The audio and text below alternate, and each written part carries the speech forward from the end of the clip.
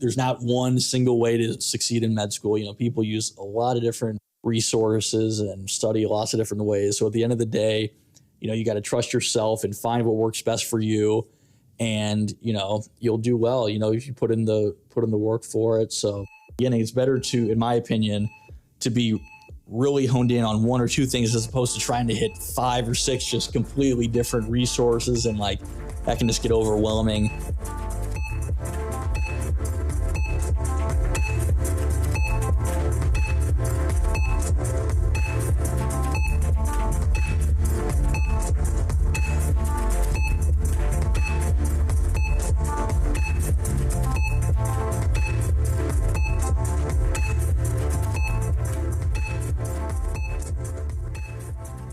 Hello, my name is Jared Bush. I'm a second-year medical student here at Kansas City University. And my name is Gage McNett. I'm also a second-year student here at Kansas City University.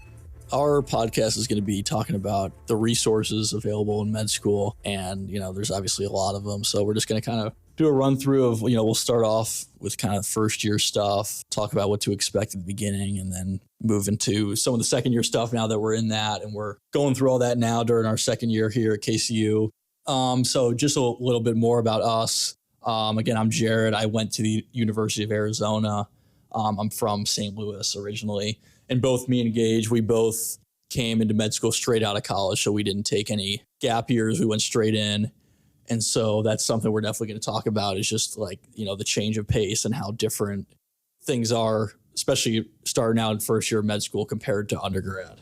Yeah, and as Jared was saying, we're from Kansas City University here in Kansas City, kind of going through first year first and then second year after. And how our school is set up, I don't know if all other schools are like this or the majority of them, but our first year was mainly based on a lot of biochemistry and probably some stuff that you learn in undergrad, and then as well as the physiology.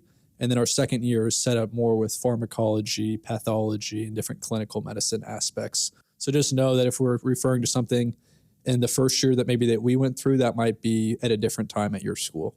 And another thing we should point out is that, you know, whatever all the resources we're talking about is just our perspective. You know, like there's not one single right answer of how to attack med school. People do lots of different things, use lots of different strategies. And so, you know, just as kind of a disclaimer, like this is just our opinions. And also we're not getting paid by any of these resources. Like this is truly just our opinions from what we've experienced here. So yeah.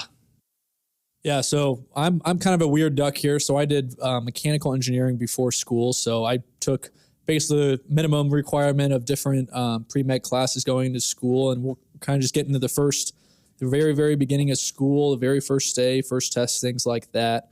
You've probably heard this before, but a lot of people say going to med school is like drinking from a water hose. And well, I've heard that before coming to school and stuff like that. I kind of just didn't believe him that much or didn't really know what that entailed. But when that first started, I do remember it just kind of feeling like, wow, I've never studied this much ever. Yeah. Like it went from being in college and being able to, you know, hang out with your friends and everything to studying a couple hours for the test that maybe you've got in a couple days. But probably the most important thing about medical school since I've started is learning that once, even if you don't have a test that week, or maybe not even 2 weeks from now, you should set up a schedule, you know, get something together to where you're tackling that material one day at a time. So you're not falling behind, because you can fall behind so quickly in just 2 or 3 days of taking it off when other people are studying.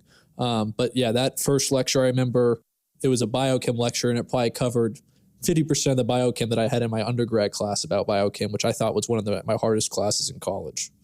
Yeah, I mean, I had a similar experience. I remember kind of like freaking out after the first day. I was like, this is just crazy, and like not knowing how I was going to be able to do it. And like, so our first block here is SFM, which is Scientific Foundations of Medicine. And like Gage said, it's really like learning everything you learned in college in like a month span. Like it's pretty wild, and it's pretty detailed too. So like he was saying, organization is such a big thing. Like I feel like you really have to set out a good plan for yourself that's actually attainable. You know, like there's just so much material that you have to try to absorb that I just feel like from my experience, without a good plan of like how you're going about it, it just makes it a lot more stressful and more overwhelming, because you feel like there's so much to cover, which there is.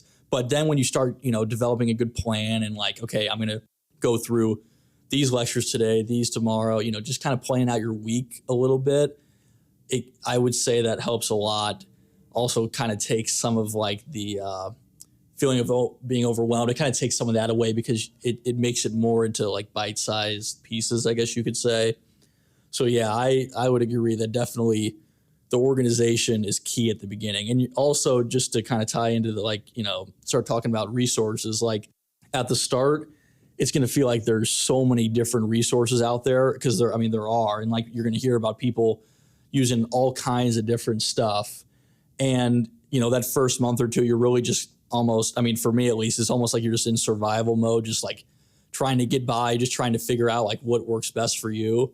So something I would say is to like definitely try to like block out the noise of like, you're going to hear all, you know, a bunch of different stuff that different people are doing in order to study the material. And it's like, it's impossible to do all of that. But that's the feeling you have at the beginning is like, oh, I'm hearing all these things everyone's doing. Like, I need to do all of that. When in reality, you know, it's more beneficial, we feel like, to, you know, find one or two good resources that you really are able to utilize well and kind of incorporate those into your studies instead of feeling like you got to hit on every single different resource out there.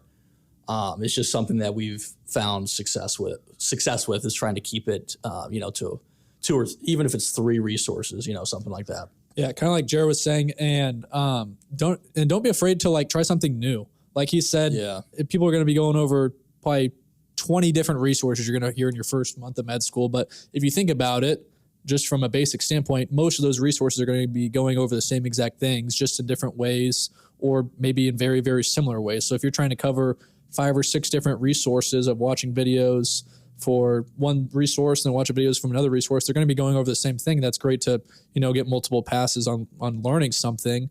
But you also have to think, okay, that's one lecture or maybe even a part of a lecture over one thing. So if you're spending all this time watching multiple videos, you're going to fall behind not learning the rest of the stuff from the lecture. So like kind of like Jared said, just getting those 1 or 2 or 3 resources. And like we're second years right now, almost third years in about 6 months. So we've kind of found our groove. But I remember, I don't know about Jared, but I failed my first med school test, and it's the first test I've ever failed in my life. And I was thinking, holy cow, what am I going to do? Maybe this isn't for me.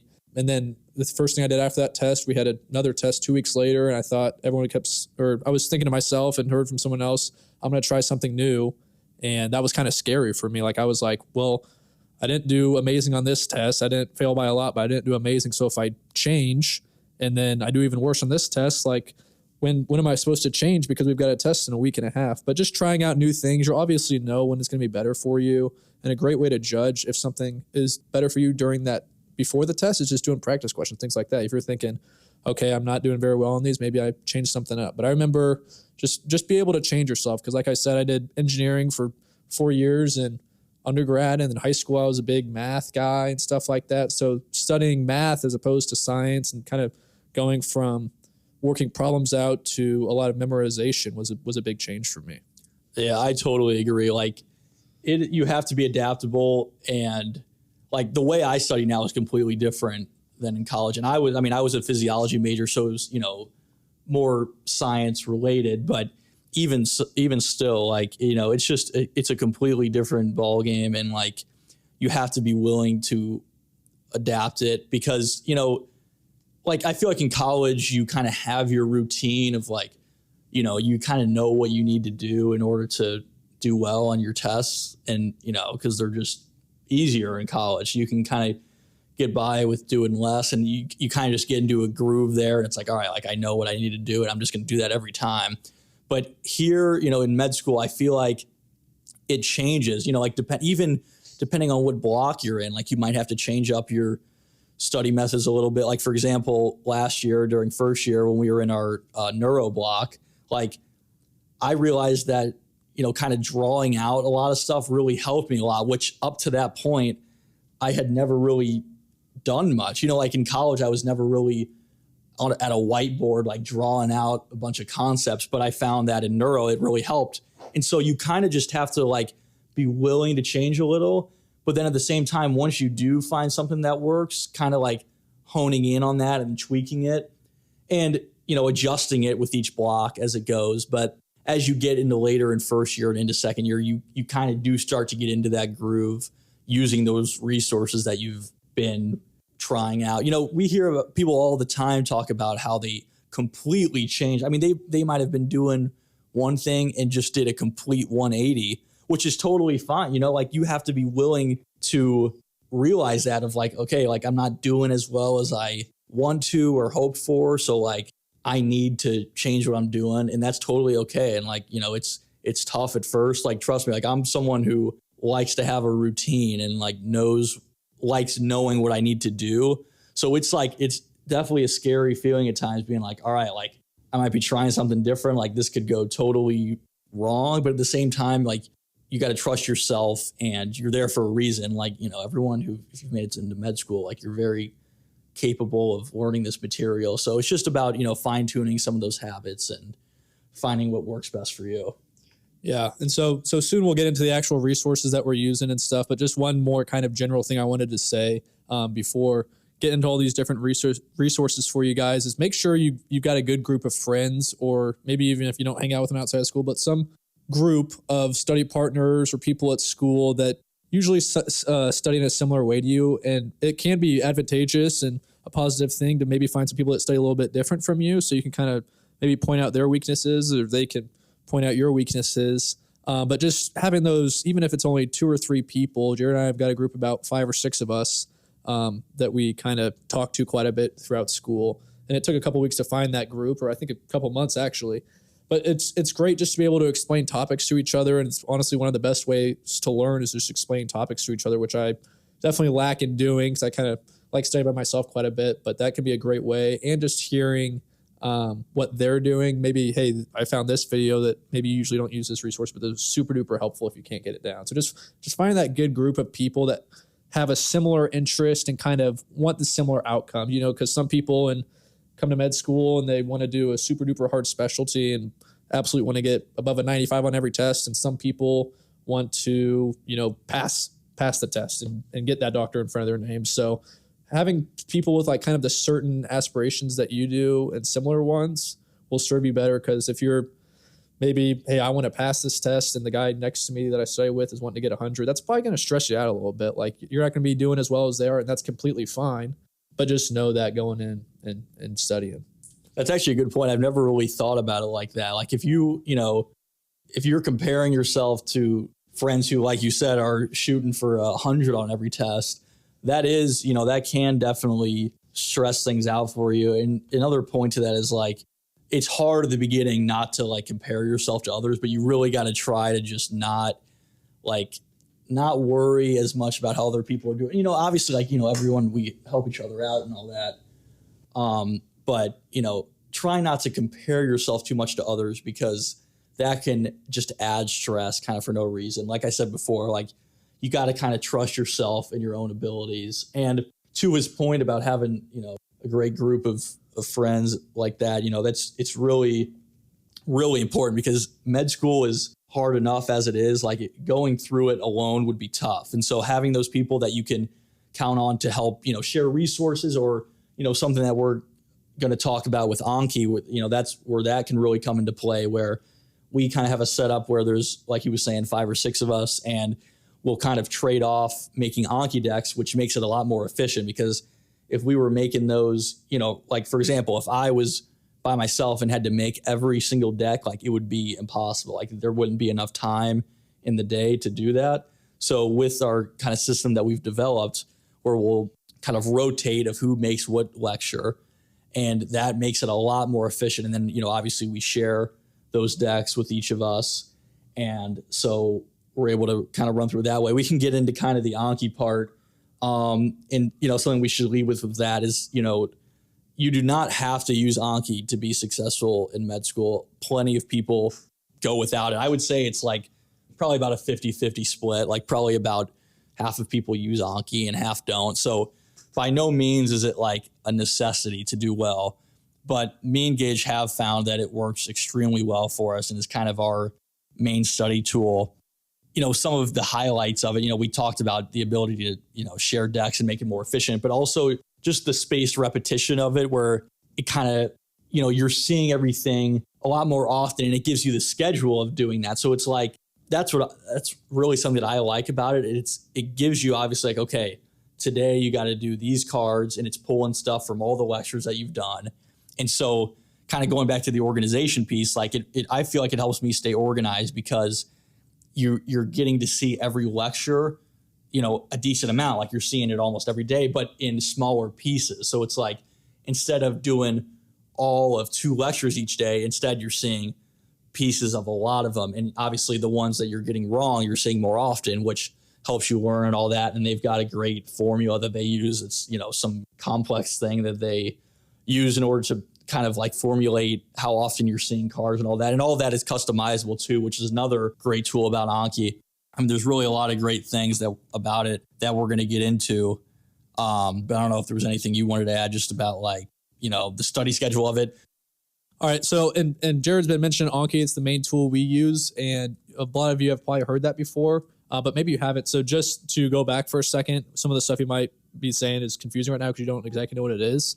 But Anki is basically a flashcard program, similar to like guys probably know about Quizlet. It's basically the Quizlet of med school. And people still use Quizlet, but the difference between Anki and Quizlet is how Jared was saying, it's got that spaced repetition. So with Quizlet, it's basically just any flashcard deck in general.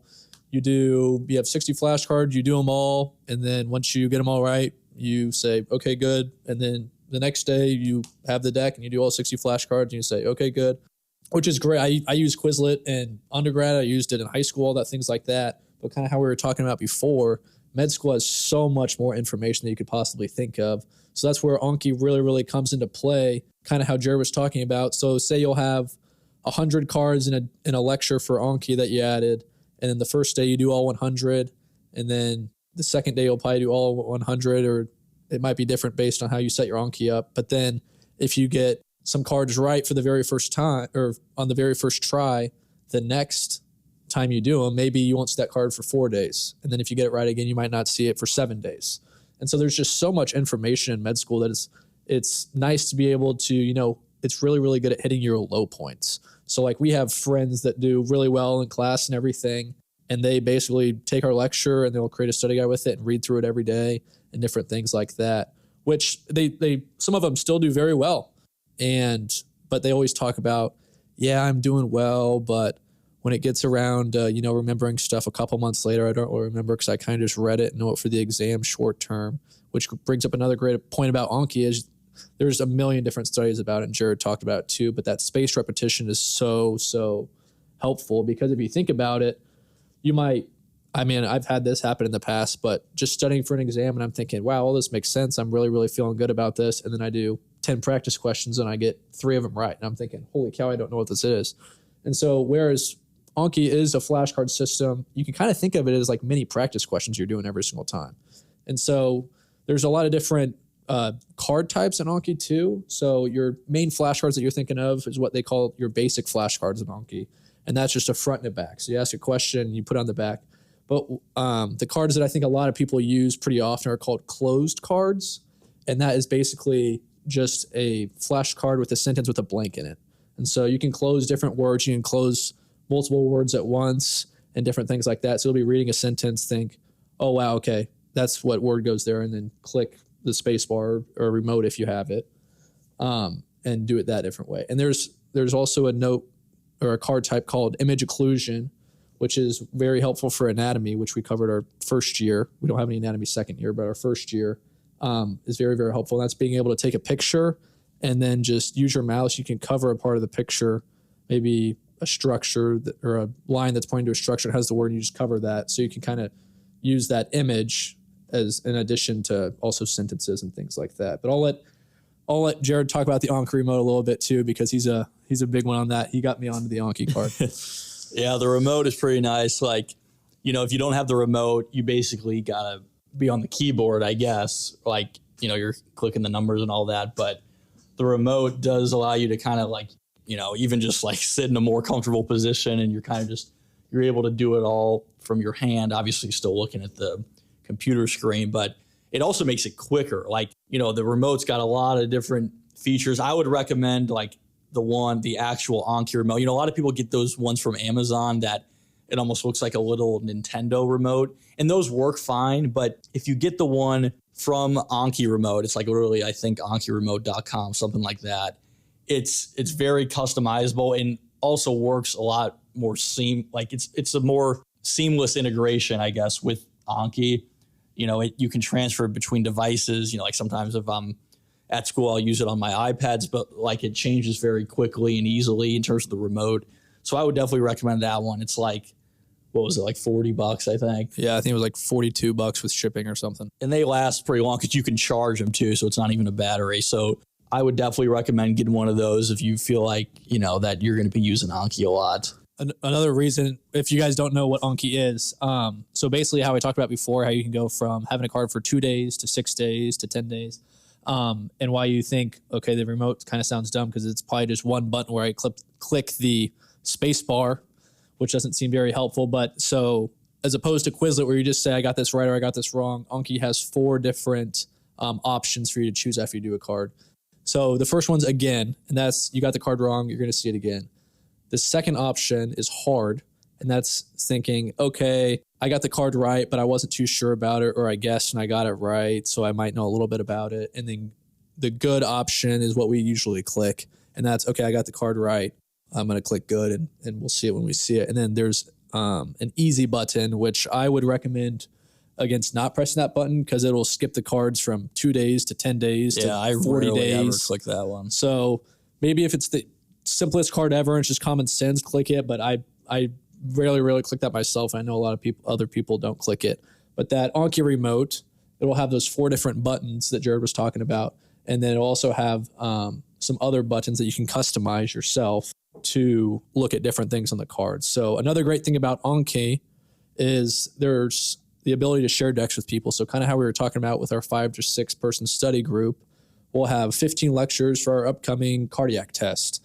And Jared will take the physiology lecture and maybe a clinical lecture. And then I'll take a pathology lecture and a pharmacology lecture. So we'll split those cards up between or the lectures up between us, and each of us will create one, and you can share them easy, just like a file in a Google Drive or things like that. And then another very, very helpful tool that we learned this year with Anki, or we knew about it before, but we didn't start using it until this year, is there's a lot of Anki decks out there that other people have created and uploaded to the internet, and you can download those, and it saves so much time not having to make the cards yourself. And probably the most important one that everyone talks about is called Anking. That's Anking, so king, like a king and queen. And that has got a flashcard deck with about 36,000 cards in it, which is very, very scary. But the 36,000 covers, I think 30,000 of them cover all of what you need to know for step 1, supposedly. And so we've been pulling that from this year. And those Anking cards, like they're not your typical flashcards that you're probably thinking about where, okay, there's this blank here. What's the answer to this? They have got a lot of different information in them. So if you're doing a card and you might not know something, we'll get into these other resources.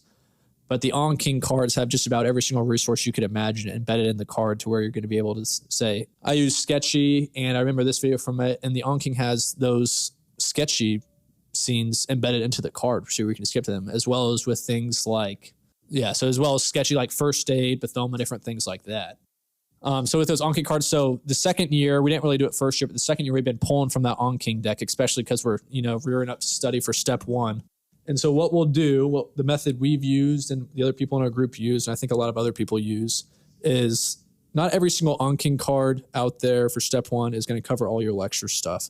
So sometimes you'll have some stuff in lecture that's an Anking, and sometimes there will be Anking cards about stuff from a lecture that you might think go with it, but aren't actually mentioned in lecture. So your teacher's going to be prepping you for boards, exams, and stuff like that, but also stuff that the boards exams might not really go over. So our method that we use whenever creating lectures, we usually go through the Anking card set, and we'll search for different diseases that might be in the lecture, and then pull cards from that, put them in one of our specialized deck that we're making, and then supplement those cards with cards that we make ourselves. So maybe, Jared, if you want to go. Yeah, so that's definitely like a difference between first and second year. So first year, we basically made them all from scratch. We would, like he was saying, we would trade off, and we would just make all the cards from the lecture. But now we have been pulling a lot of cards from OnKing. And part of that is because in second year, a lot of your lectures are more board relevant anyway.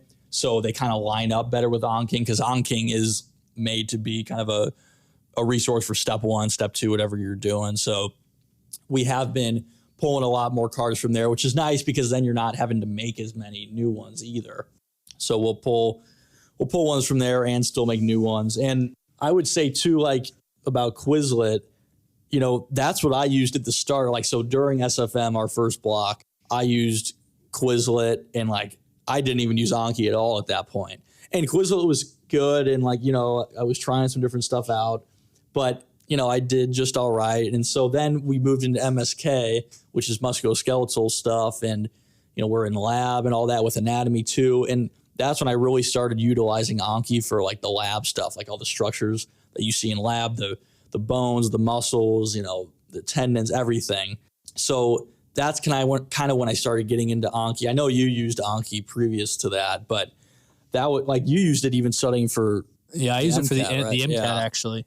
Yeah. So, I mean, I didn't even start until our second block. And then from there, I still wasn't even really using it for the lectures, just lab.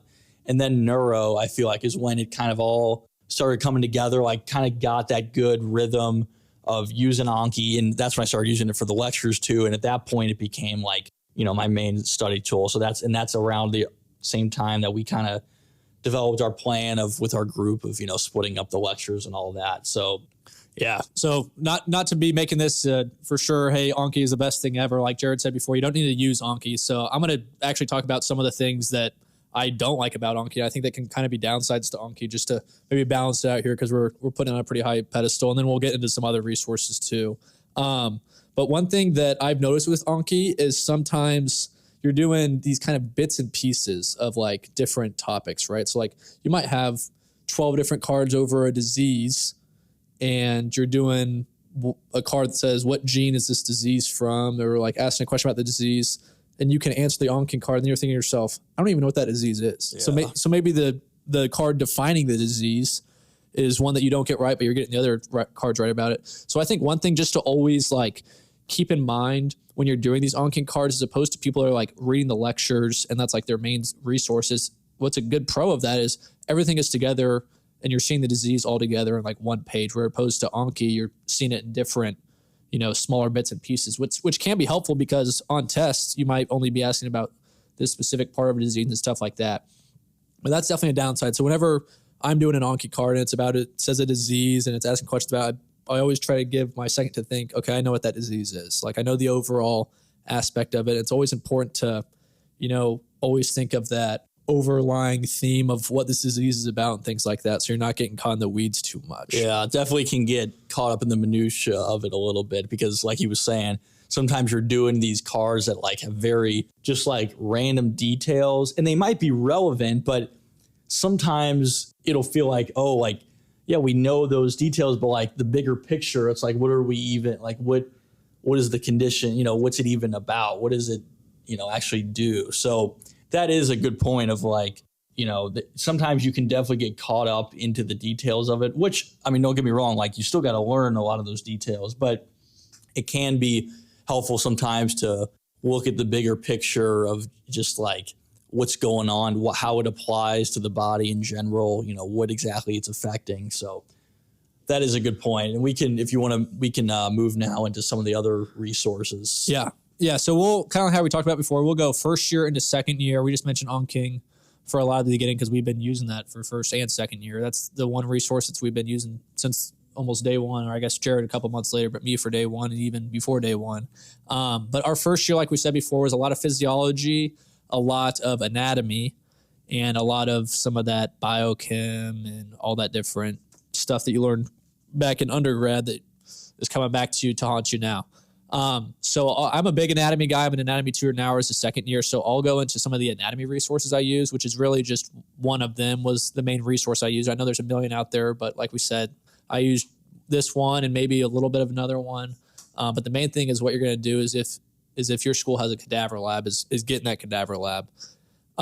So the resource I was going to talk about is called Complete Anatomy.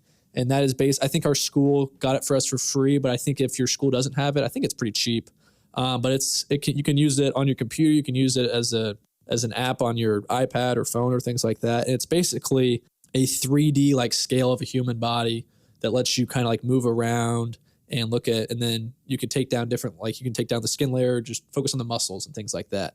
But that is an app that I used a lot studying for our practical exams. So we had these practical exams that we'd have to go into the lab, and there would be 400 structures in the musculoskeletal system, and we'd have to go in and do free answer response.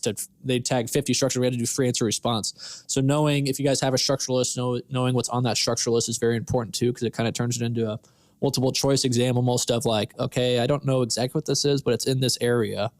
So it can only be one of these three things. So it could be A, B, or C, which is going to be a lot better odds than infinity, right? But using that, complete anatomy was good to, you have to search for the structure yourself a lot of the time. You can search it in the thing, but kind of like searching for it allows you to like, oh, okay, I have to go past this muscle to find this vein and stuff like that. But the most important overall is getting to lab. Because like, once again, it's a 3D thing on a 2D screen. And even doing flashcards of different structures is a 3D thing on a 2D screen. So getting into lab, once you actually, if you guys have the advantage of having a cadaver labbing, go into your bodies. And even if you are dissecting in lab and don't really know what's going on that much, dissecting helps a lot too, because you always have to think, okay, I can remember dissecting this, so this is how I'm able to find it. But that's my spiel on anatomy. It is a lot of memorization. And the last thing I'll say about anatomy, ours is like a whole year, so it's a pretty big part of school. I know some schools only do it in like 10 weeks. But understand the meaning of like different words. So like there might be muscles, I'm forgetting the muscles now that like are in your forearm, and it's like, okay, what are these? Like, this is just 5 random words put together. If you look up like the meaning of those words, a lot of them tie into like why it's named that. Like that was a big thing for me for just, I'm memorizing these random letters that somehow make up words I can't pronounce. But if I know the meaning of it, okay, that actually makes sense. I can remember that. But I'll let Jared go into a little bit of the more in classroom as opposed to the in the lab type of talk with Ninja Nerd and different stuff. Yeah, like that. so something that I really found helpful during the first year lectures specifically was Ninja Nerd. And if you guys don't know about him, he's basically, I think he's actually a PA now, but he has made just over the years, like, I think it goes back 8 to 10 years, and he just makes all kinds of videos on YouTube. Literally every topic you could imagine, odds are, especially for first year, like odds are there's a Ninja Nerd video about it. Some of the things that I found it specifically helpful for was like embryology, which we had a lot of during first year. And Ninja Nerd does a great job of just like walking through the different phases and, what happens at different steps of development. So that was very helpful. It was also great for neuro with like the spinal tract. So, some of that kind of stuff where he's like laying things out in kind of a diagram type form or like a linear progression, whether it be embryology or the spinal tracts, like that's something that he's very good at. He also just is very good at like explaining very complex topics in a more like, in a way that's just easier to understand. Like sometimes we would have lectures and I would go and it would be like, I'd be walking out and be like, I don't even know like what just happened. Yeah. And then I would watch a Ninja Nerd video about it and it's like, okay, like that makes a lot more sense now. And another helpful thing I found during neuro too is like when I would be watching those about all the different tracks, and I mean, there were so many of them, and like I would draw them out as he did it. So like as he was showing it, I would draw it out myself on my iPad, and that way I could save it too. And so that way, I was almost kind of like knocking out 2 birds with 1 stone. Like I was listening to what he had to say and kind of learning it in a way that was much more easily digestible compared to what we were getting thrown at us in some of the lectures. But then I was also drawing it out myself, which I found to be super helpful. Like I'm definitely like a visual person. And so having those drawings of all the, the tracks, or another benefit of that is like the different areas in the brain. Like, I don't know if you remember all those like tiny areas in the skull, like the fossas and all that. Like, and there's just a million different things going on in there in like a space that's like the size of a dime. So that's where it's really helpful to draw things out. It puts it into a much more visual form that you can understand, as opposed to like trying to grasp everything going on in such a small area. Having it drawn out was good, and Ninja Nerd is very good at walking through those. And so that is just a resource that I would highly recommend during first year when you're doing all that kind of stuff. So what would you say the most, like what sort of topic, or not topics, but did Ninja Nerd focus on physiology or anatomy or all of it, or what was really all of it? But, for me, I found it most helpful for embryology. And then, I guess kind of that, like, what would you even call, would that be physiology, I guess, with kind of like the pathways and all the, it's also good, by the way, for like some of the biochem stuff, like all the, different, whether it's glycolysis or, amino acid stuff. He's also good for that. But yeah, just, like stuff for some reason, the spinal tract is just something that really sticks out to me. It's something that I remember being super helpful with, but just a lot of that neuro stuff, he's also good. Okay. Like here's another good example, like the heart and just kind of like blood flow through different parts of the heart and all that. Like that is another thing that he was able to kind of draw out and make a lot more sense, like the cardiac cycle, and there's like so much different stuff going on, but then he lays it out and he might make a table and it's like, okay, like that makes it a lot easier to understand, at least for me. So like I said, that's something that I would recommend looking into. Yeah. Just honestly, I didn't use it as much as Jared. I probably should have, as opposed to acting like I understand something from the lecture and not really, and remembering some words that go with other things. But what also is great about Ninja Nerd, I used it a couple times, was he's on YouTube, so everything's free. You don't have to pay for it all. Some of these resources can get quite up there with the price tag, so he's free. But overall, like we said, our first year was mainly, and we say physiology, anatomy, but basically our first year was how does the body work, and he's great at describing that stuff. There's other resources out there too that I know people have talked about that I think I know I don't, and I don't think Jared uses as much. But one I've especially heard really good things about is Boards and Beyond. And so that one is another one that has a whole lot of different videos and practice questions and things like that. And our school gave it paid for it last year, but I didn't really use it much. And then they took it away this year, so I'm really not using it that much. But those big ones for physiology and how the body is working, I would say, is Ninja Nerd, Boards and Beyond, and I think there's another one called Osmosis as well. There's probably a million other ones out there.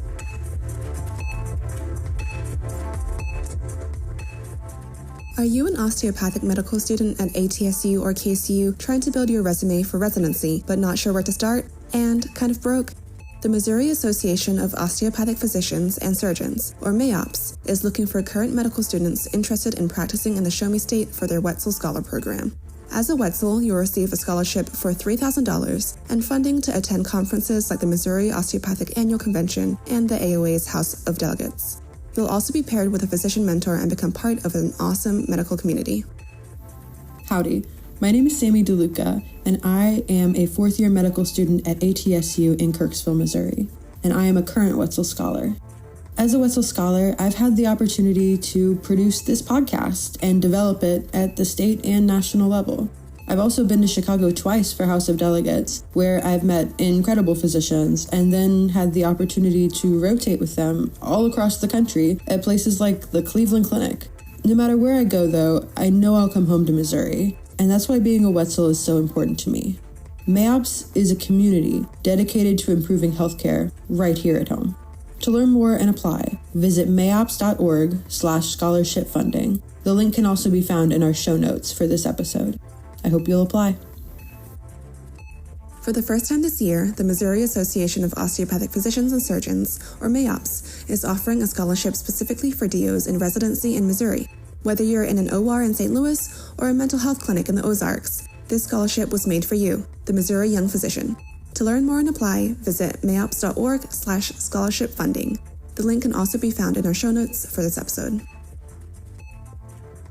You're listening to YPN's Guide to DOing Medical School. This podcast is hosted by the Young Physicians Network of MAOPS, Missouri Association of Osteopathic Physicians and Surgeons.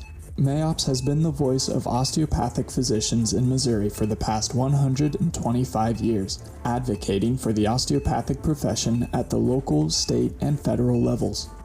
This podcast is created for students by students to help with the unique struggles of medical school, tailored to the osteopathic experience. Have a topic that you would like to hear about next season?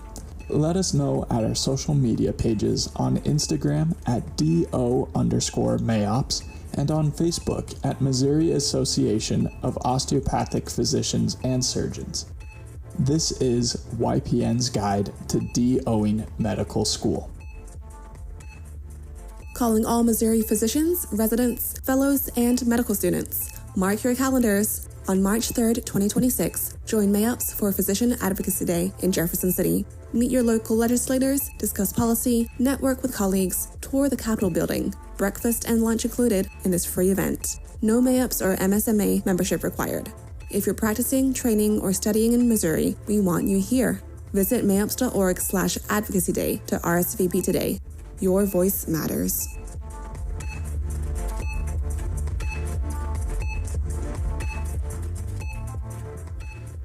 Second year is different in a few different ways, but one of the ways being it's even more information. Like, I feel like our lectures just have even more stuff than they did during first year. First year is hard, but it's like yes, we're in more of a groove now because we've been doing it longer, but at the same time, I feel like each lecture has a lot more material in it. And some of that is even seen, even just with the amount of Anki cards we're doing. Whereas last year a lecture might have only had 100 cards in it. Now it's getting up into 150, 200 range. Yeah. So we I don't know if we mentioned this before, but just going off that. So our first year we went through every single system. So we had a GI block, and we had MSK. Our second year, we're going through every single system again. So we learn the physiology. And I think a lot of schools are set up like this now, just system-based. But where we learned how the body works in the first year, now we're learning how the body doesn't work. But to know how the body doesn't work and what goes wrong with the body and how to fix it, you've got to know how it works. You kind of got to remember all those things from first year and then add on the things for it to go wrong. So you can't fix a car if you don't know how a car runs in general. You don't know what to look for that's wrong. And so just trying to remember all that stuff from first year, we'll usually have a review physiology lecture our second year, and it's everything we learned in the entire block in one lecture that you got to remember. So just doing more cards and stuff like that.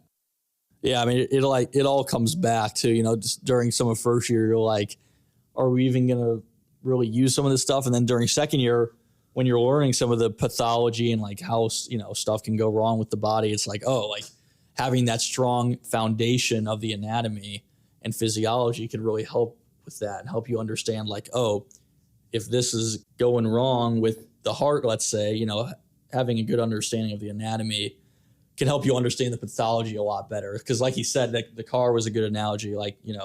If you don't know what you're looking at, odds are it's going to be a lot harder to know, conceptually understand what's going wrong with it and how to fix it and all that. So, some of the resources that we found especially helpful for this year, one of them is Sketchy. I mean, this is another one of our favorite resources. And this is something that we've used a lot. You can start out with this one because I know, you use it even more than I do. I am a big Sketchy fan, but you, I feel are. Yeah, it's my favorite. It's honestly is what has saved me in school. If I could recommend one resource to anyone, it would be Sketchy. Yeah, I would agree. And I use it for pathology, microbiology, and pharmacology. And I know a lot of people use it for microbiology and pharmacology, and probably not as many for pathology. So Sketchy is basically, for you guys that don't know, I will say it is pretty pricey though. So I think for 2 years I paid $450, which compared to tuition and all the other debt I'm going into, it didn't seem like that much at the time, but it is pretty expensive. But to put in a nutshell what Sketchy is a resource, an online resource that you can use. There's an app for it too. And it basically creates all these tiny 10 to 20 minute videos, sometimes more, sometimes less, cartoon videos that someone draws out and narrates for you to remember things. So everyone always talks about how it's super duper helpful for microbiology and pharmacology is because there's so many different words, most of which I'm awful at pronouncing, but it ties in great mascots, they call them in the Sketchy world, or just different things to remember. Characters. Yeah. So one example would be the drugs, ACE inhibitors. In Sketchy, that's an ACE card, like a card of Dex. And it's got a whole scene about it. And there's a million different bacteria and viruses and stuff like that. And they'll create the characters or the mascots and things that help you remember the name of what the microorganism or the drug might be. And it also kind of helps in your mind because you're like, okay, I think this one, like this drug acts similarly to this one. And then you're thinking, okay, I'm imagining the sketch in my mind and they're like right next to each other, which is helpful. Yeah. It's hard to explain kind of. Because you kind of have to watch a video before to. It's like basically like a drawing, but they walk through each part of it and they add different characters as they go. So like you said, though, it's a great memory device because, I'll use some of the bacteria as an example. Like Staph aureus is just, a bacteria that off the top of my head, like if there is something that whether it's a test question or whatever, I can instantly picture that video. And I might not remember every detail of it, but having just the general like picture of it in my mind really helps with, just some of the main points of it. Like an example too is like the color of the background. If it's purple, it'll be gram positive. If it's red, it'll be gram negative. So like, that's just an example of one thing. But like, so then having that picture in your mind, it's like, okay, like I kind of know a lot more about, and because also when you have a lecture about 50 different bacteria, it seems like it's just so much random stuff. And so having that memory device really helps tie it all together. And, what was nice about the micro, so for the bacteria and fungi and stuff, like they pretty much all had their own video. So, and for me, that's the best is when I can, like when each one is separate. So then when I, need to answer a question about one of them, I can think about that specific video and I'm like, okay, that scene, they call them scenes, like, okay, I remember what's going on in that one. And they've got a bunch of kind of memory devices that they use throughout the series. So like, what's an example of like, okay. Like a fever. And a lot of them will be like, it will be shown by like a flame on their head or like there will be like a flaming hat or like a flaming shirt or different stuff like that. Or like, it's like a lot of those details that you would never remember, or like, at least I wouldn't be able to remember. Like catalase, like if a bacteria is catalase positive, it'll have a cat. Yeah. Or like in the front of the scene. So like stuff like that. Yeah. Or like RNA positive viruses versus RNA negative viruses. Like the positive ones, I know the scene takes place during the daytime and it's bright outside, and the negative ones take place at nighttime. Like stuff like that, like, it's not even, what's cool about it is like, it's not even understanding and like learning about stuff that might be more interesting, which it helps with. It's like remembering those things of just like total facts that like aren't really interesting at all most of the time. And it makes it more, it more interesting. And like the videos are actually like kind of enjoyable to watch as opposed to just being like, okay, this bacteria is positive, negative, like just remembering all those different, like not dumb facts, but like facts that you just got to know that are not very fun to learn otherwise. Yeah. Something that I've really found helpful with it is the pharmacology. So that's like all the drugs and stuff that you learn. I've just found that to be very helpful because one of the reasons being like all those drugs just have the weirdest names. And it's like, how am I going to remember? And a lot of them too will have like very similar names, but like something will be a little different. So having those sketchy videos, oftentimes they're grouped together for the drug. So it's like, okay, these are the ACE inhibitors. These are like the alpha antagonists, like stuff like that. And then they tie them together too. So it's like, that's a good one, that like alpha antagonist. So then it's like, you'll have the A1 agonist, the A2 agonist, and based on where they are in the scene, what that drug, which one it affects. So like, and the creatures then are kind of based after whether it's the name of the drug. They take some part of the drug and they make it into a memorable creature.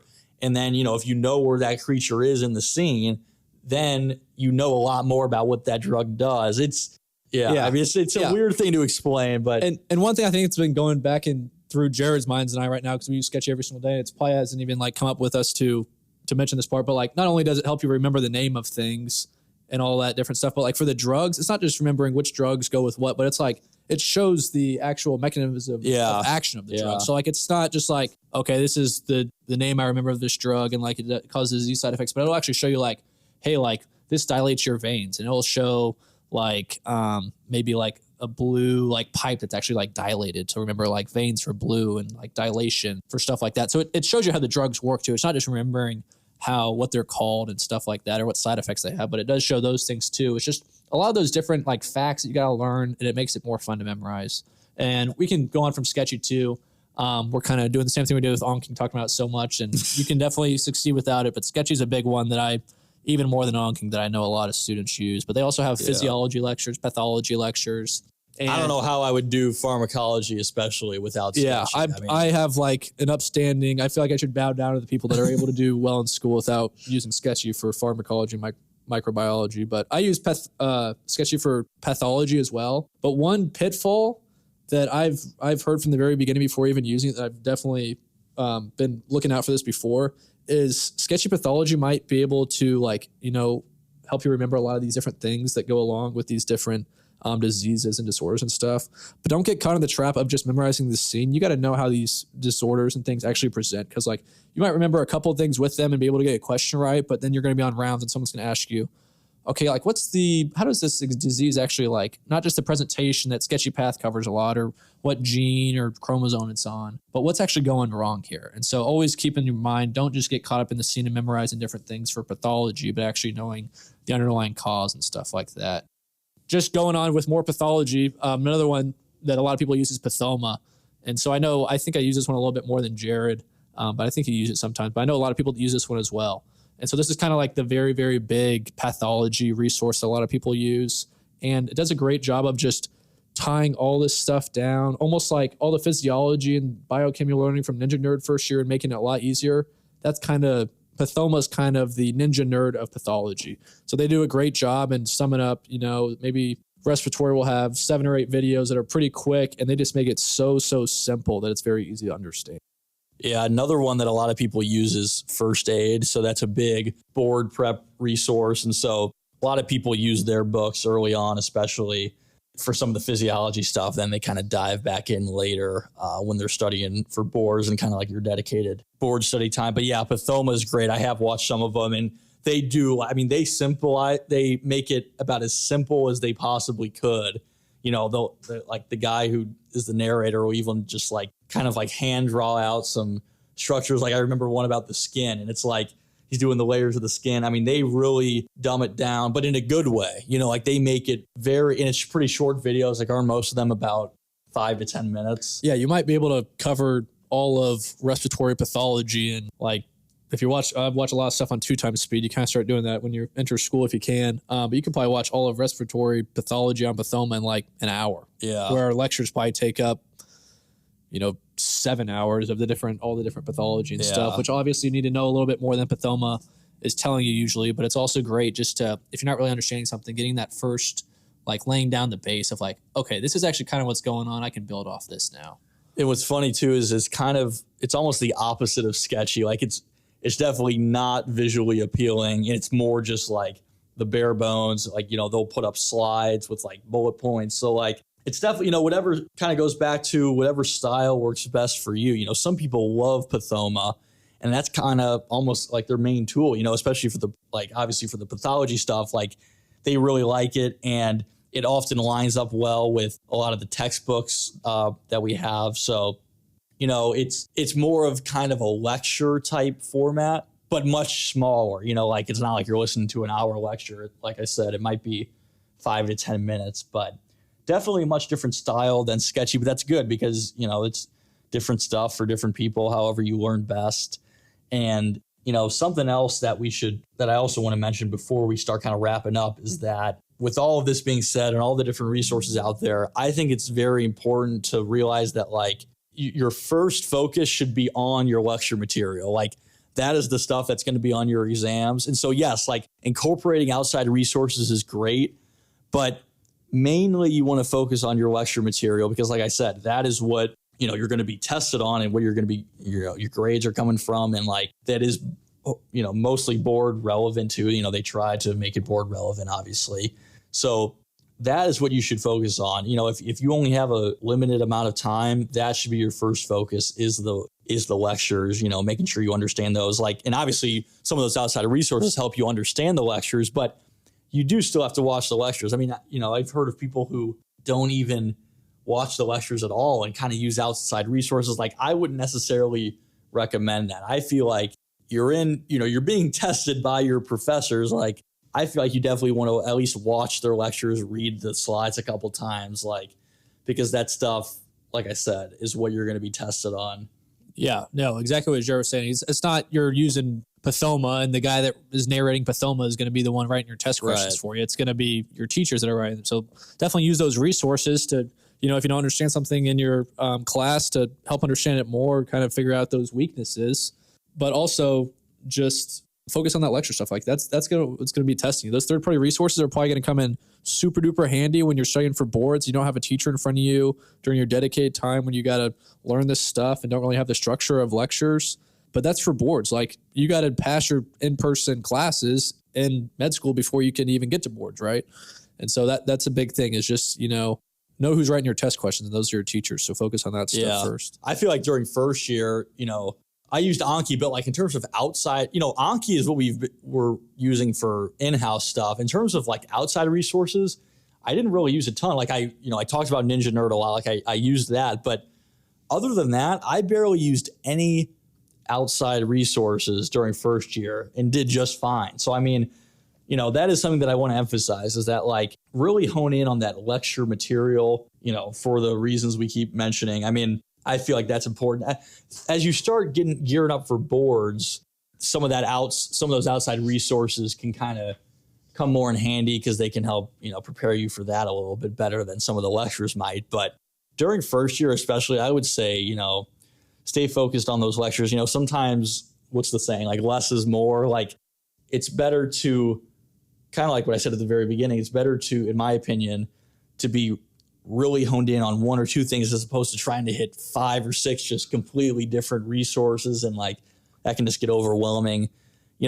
Just efficiency too. You want to also have time to do stuff outside of school and have a life. So, focusing on one or two things that, in terms of resources, one or two resources that you're able to use well and feel like actually help you understand the lecture material and do well on your exams. It all kind of ties back to that. So that's definitely what should be your focus, especially in year one. Yeah. And then kind of wrapping this up as well, we've been talking about a lot of different resources and things that we've been using the main theme has been, being able to understand the material and put it all together.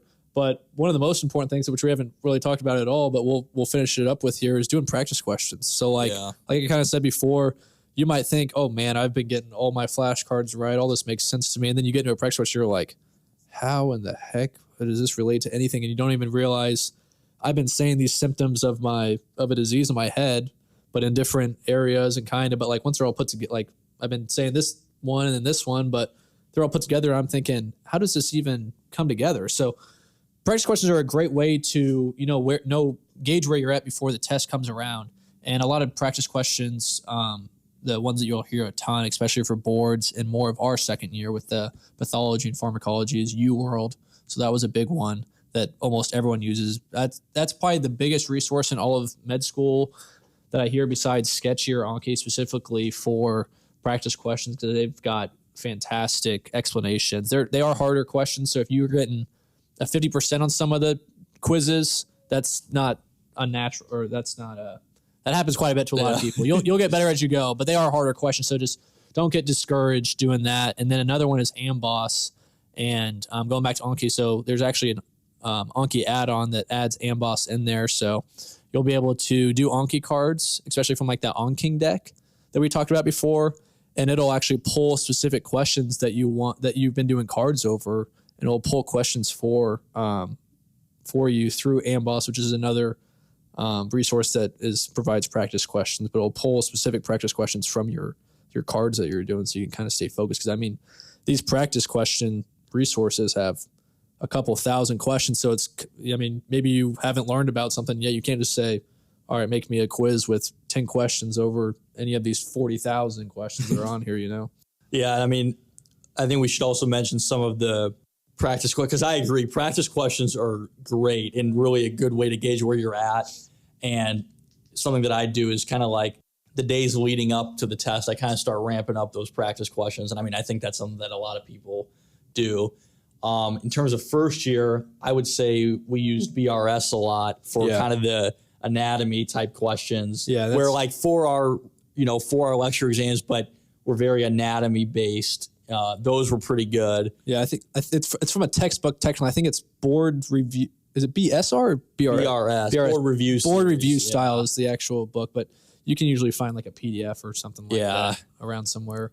What were some of the other ones we used?